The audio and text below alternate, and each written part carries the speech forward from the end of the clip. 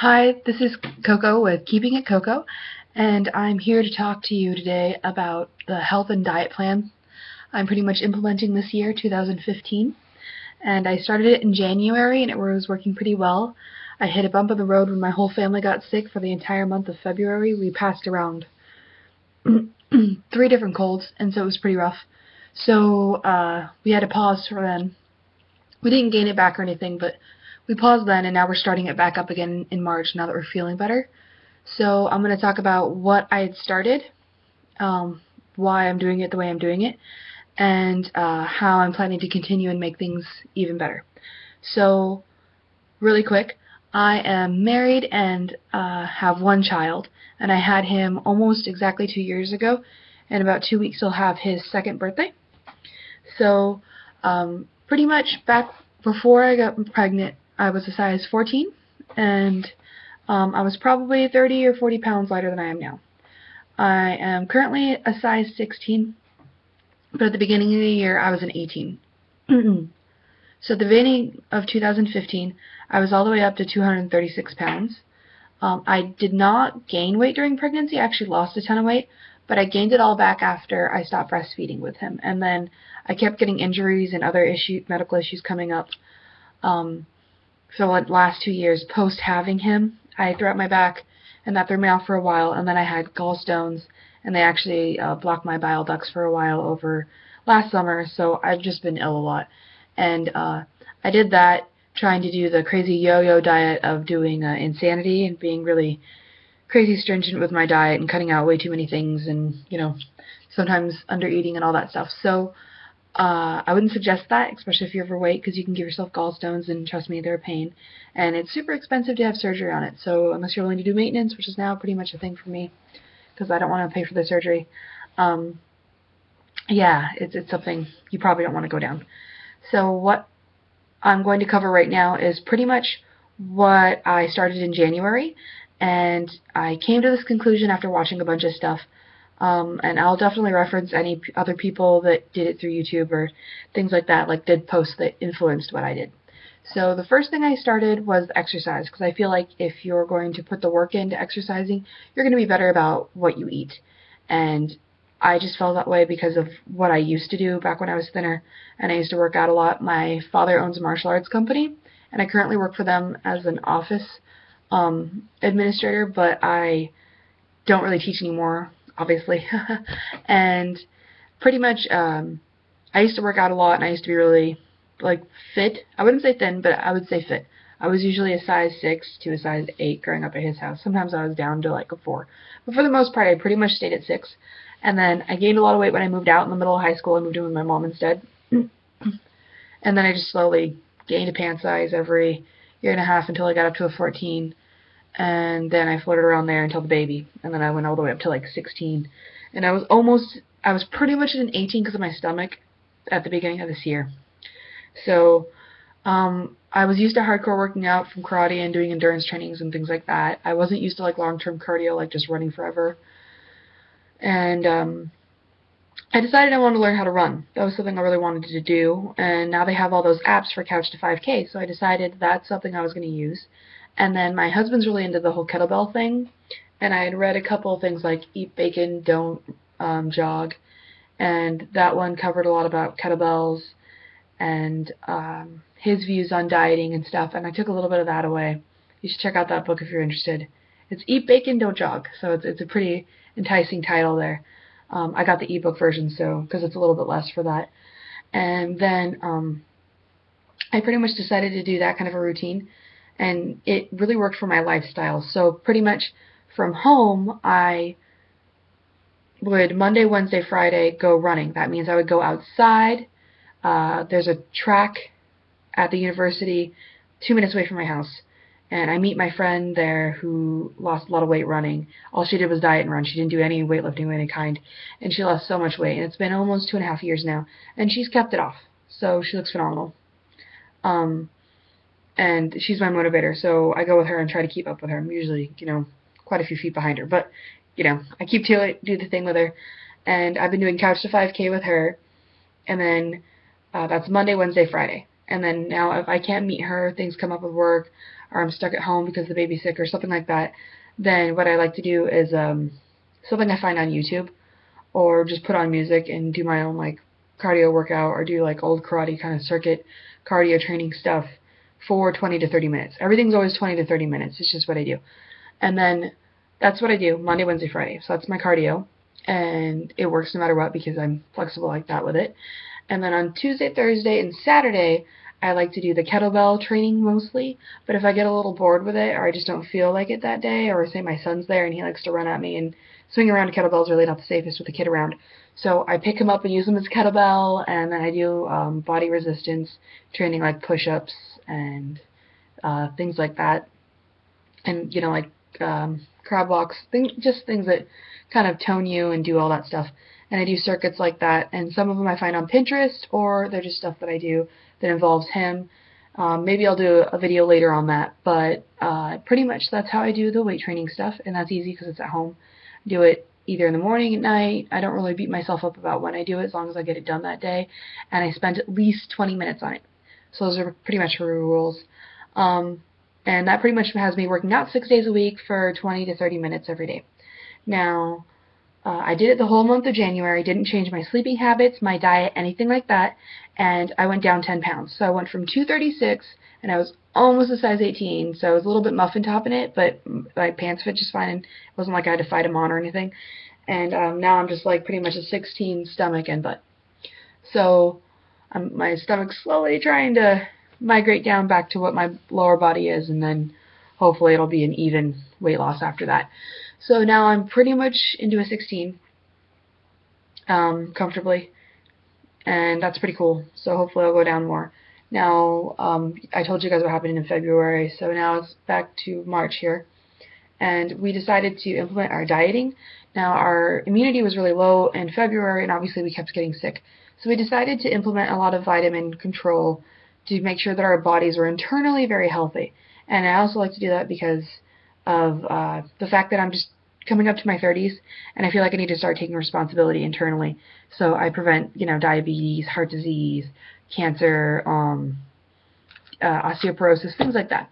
So the first thing that I wanted to talk about was I like to take all my vitamins before I go to bed because I absorb them better when I'm sleeping. Like, I don't get nausea when I'm unconscious, and I do a better job breaking it down, I think, because it's slower. So I basically start by taking a probiotic. This is the one I take, and I take it every night, and it's a room temperature one. It's non-dairy, and I like it because it helps with digestive. It helps with nutrient absorption. It also helps with regularity. So I just think this one's great. And then the other thing I do is just a generic women's vitamin, and I take that with it. So as my intestines are getting treated by the probiotics, they're also absorbing nutrition at the same time. And I'm doing this all when I'm sleeping, so I don't really have to think about it. So just pop those in before I go to bed.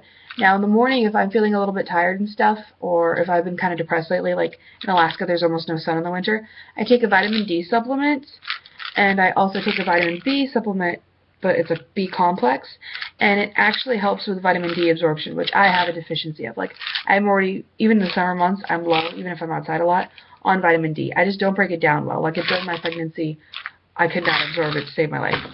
So, I take those, but that's on a case-by-case basis. The other two I showed you, I take every night. And I take that with a beverage that I'll go over in just a minute, because I want to give the girl credit that gave me the idea for that. The other thing that I do that we implement is melatonin. Now, melatonin is a fast dissolve. I get it from the natural section, and it's a great sleep aid. After becoming a mom, I pretty much have insomnia or sleep deficiency stuff going on, so this has been working wonders for giving me REM sleep.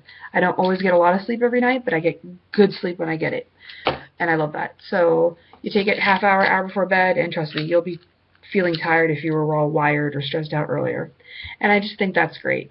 So those are the things I take before bed that help me internally, really. I don't really do much more than that. If you want to take even more, like I take biotin every now and then, But since I started taking biotin, I kind of got dandruff, so I backed off of that. I don't know if I'd do that to you, but I felt like it did it to me. So these are the ones I stick to right now.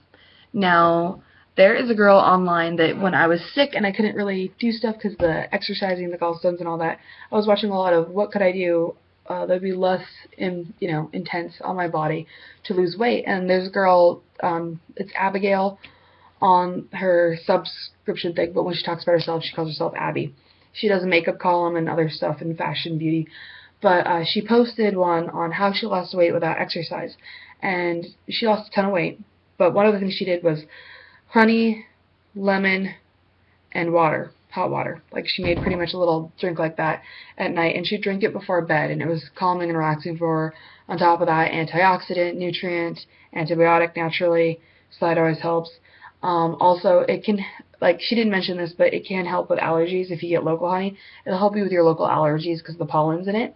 So it's like a good way for your body to build up that immunity. I like to buy the Alaska kind. I have this cheap one just so I stay dedicated to doing that every night. I do just like a tablespoon, half tablespoon in with like a bunch of lemon though, and hot water. And now the lemon, it works on helping reset your pH levels and the acidity in your stomach. It's just kind of like a good jump start in that. And the hot water kind of helps with the circulation in your stomach, like the blood flow. So it's all very good and cleansing, and it's kind of a detox. So it also kind of gives you regularity and helps clean you out. So that's all good. So those are those things. And that's something she suggested. The other thing, beverage-wise, she suggested was green tea. And I love green tea. I got this cheap one, though, so I could throw them in my purse and stuff.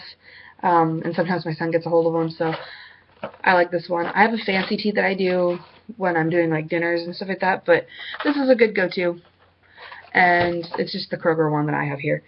I usually get Kroger or the Target brand if I'm going to go off-brand. But pretty much I throw them in my purse. I do it 4 times a day like she says to. I do one when I get up in the morning. I might still have a cup of coffee.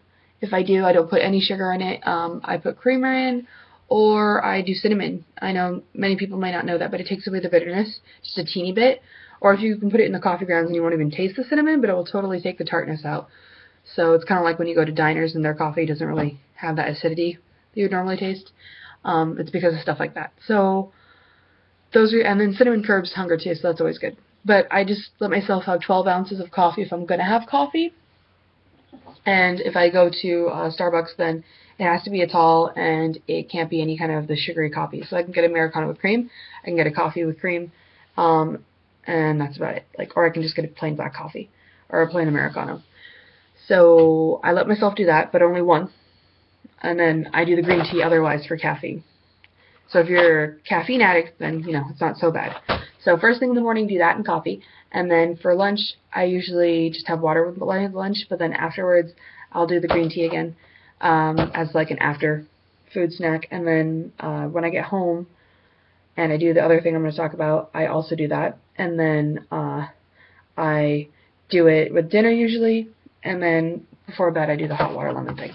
So those are from Abby, and I will give her channel a hit down below because those were her ideas and they're good. So I liked implementing those. Also water, she kind of did it when it was easy for her, and I encourage that too. So if I didn't have time all day or I was bad about it all day, I do it at night when I get home and I'm at home, because you really have no excuse. You can just have it sit there and sip on it here and there. You don't have to get a ton into your body. Just do what you can. I carry around a little mug, then it makes it less daunting to me, and I sip it if I screwed up that day. And at work, I do the same thing. I just have this cup, and I try to go through about 8 ounces an hour if I can. And that just honestly takes a few passive sips every 10-15 minutes. So it's pretty easy to do. The other thing I'm doing that's liquid is the Breville. I'm doing juicing. So I went with the Breville. I checked out the Amazon feeds and the consumer reports and stuff like that. They had Multris on there too. A mulcher is one that mashes it and kind of purees the actual fiber and like rime and all that stuff, and takes more than just the juice and kind of makes it liquid. And that's cool, but they're harder to clean. They're more awkwardly shaped, so they're shaped like this. You have to do a lot of cut prep work for the fruit and stuff. And those are things that when I thought about it, those aren't convenient to my lifestyle. I didn't want to sit there and deal with that and take forever cleaning it. Now these newer models, like this one, they have a good motor. They're supposed to last really well. As long as you keep the receipt and you read their warranty, it seems like a pretty good deal. And I got the lowest tier one, so the one I got is the JE98XL. And this one takes the liquid. I've done it with peels on it. So it talks about calories with peels off and stuff like that, but I do it with the peels on. Fruits and vegetables. You can fit almost anything down it, as long as it's like a medium-sized apple. If it's a large apple, then I just chop the apple in half. But I like to pit them anyway, because I don't want to get the seeds in that. But I've done whole lemons and whole grapefruit. I just cut it in half and shoved the thing in there. And it fit, and it went through just fine. And I keep the pulp for something else. So I juice, but I juice when I get home from work. That's my snack. And it's a good zinger. Like, it's tons and tons of nutrients and vitamins, and you can just feel it's like, whoa, it's intense. And I've done all different recipes, and I still like it, even the really intense one. I put a lot of kale in every single one I do. So it's pretty great.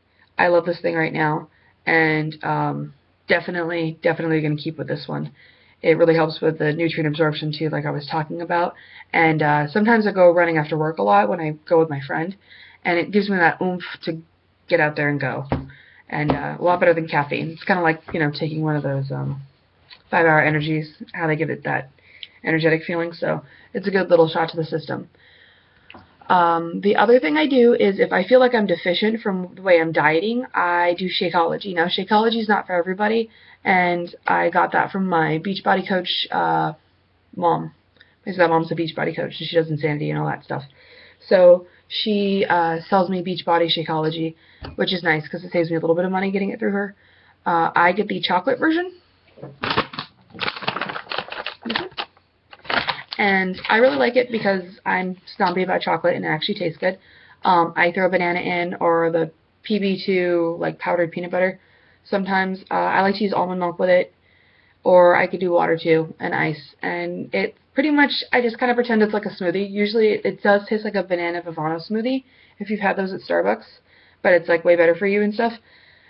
So I usually will do this in a banana or things like that if I'm having the sugar cravings, but also if I'm just not getting enough in during that day. It really helps. So that's my personal thing. My husband has a different one that's just like a protein powder, and I was doing that one before too, but I kind of wanted more antioxidants and other stuff like that. So he let me invest in this, and it lasts me probably about 2 months. So I don't have to get it that often. So if you break it down, it's like $50 a month pretty much to get it, which is pretty much like any other protein powder. But I think it's nutritionally way better and tastes way better than other ones that I've tried. So that's pretty much what I do. As far as the basics of the food I do, to keep it simple, I do toast, and I do like whole grain, multi-grain toast, and put on like processed organic strawberry jam on it, and head out the door. I'll do peanut butter sometimes, but I kind of try to stay away from peanut butter.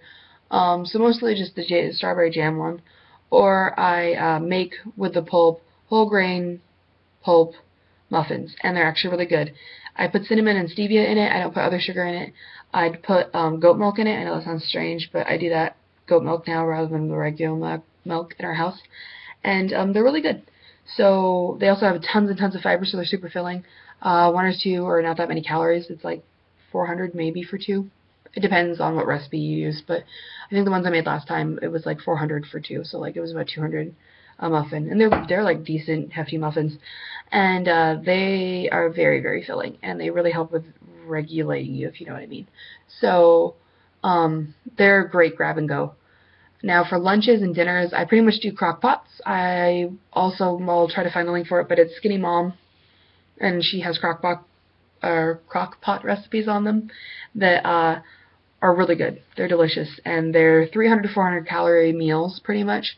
So what I do is try to cook that passively throughout the night while I'm doing all this stuff, and then I unplug it once it's done, or get up in the morning and unplug it and let it cool, and then just kind of throw some of them hot into the Tupperware to take to work. But I pretty much do lunch, dinner, and then we do it again. So that works really well. We just started doing that. It's the last kind of piece of the puzzle, and now we're combining all of it. And I think it's going to work. I think it'll be good. I'll make sure to update you guys in the meantime, and yeah, that's pretty much all we're doing. I'm trying to do calorie count of 1250 to 1500. It hasn't been hard to do that, honestly. So I thought it would be, but it hasn't been, mostly because I put in all these new things, and it made it way easier. So if you put in a lot of good, when you take out your bad stuff, it's not such a loss, is what I'm learning. And I used to be like, give me my chocolate or I'll kill you type of girl, so this is pretty cool that it's been working so much easier than I thought it would. And like I said, lost 10 pounds so far. Now I'm implementing both. Tell you guys how everything worked at the end of this month. I'll probably do updates at the beginning of each month. I just started everything back up as of today, so I wanted to make sure I got something out there. So if you have any questions, comments, please post below. I will try to answer you properly. And yeah, thanks for watching, and I'll keep you guys updated.